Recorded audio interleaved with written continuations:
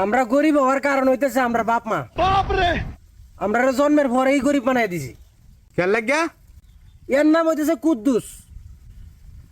নাম শুনলেই তো মনে হয় হাসি, ধান কাটতে যা।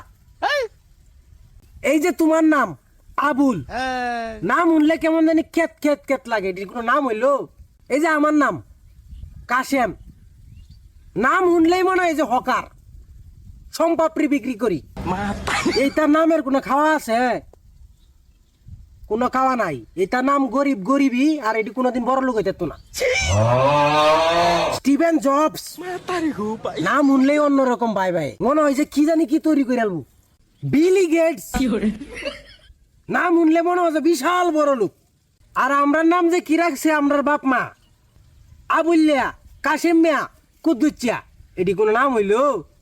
এইটা নাম কোন সেরি মানুষ যদি শুনে জীবনে বেহরত না।